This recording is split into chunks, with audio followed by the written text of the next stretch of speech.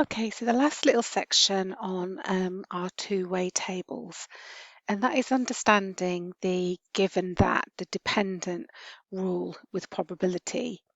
So in the example that we have on the slides, it says, given that a person chosen at random is male, what is the probability they prefer SUVs? Well, the clue in the wording is the fact that they're male, given that they are male. So we know that it is out of the male category, the male totals that we need to look. So the total number of males that were surveyed was 60.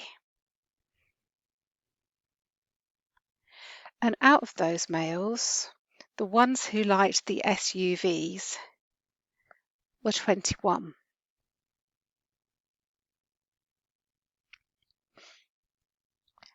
So this time it's not out of the whole sample, so it's not out of 240 because it's dependent on the fact that the person is a male.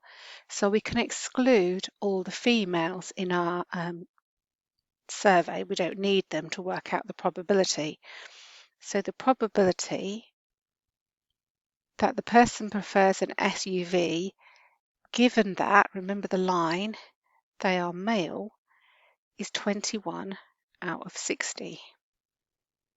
Again, you could simplify that further to 7 out of 20.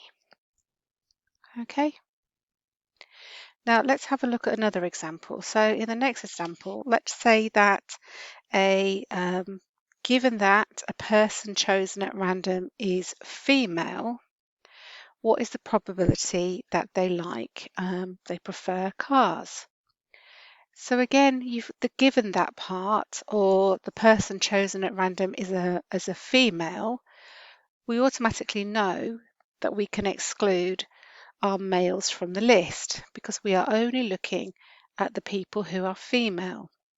So we know that the total number of females that were surveyed were 180. Total females were 180. So it doesn't matter at this point what car they pick.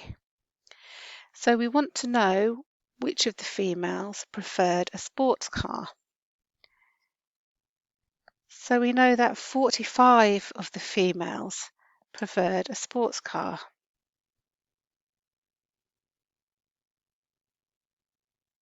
Okay, so the probability that they prefer a car, given that they are female, is 45 out of 180. Okay.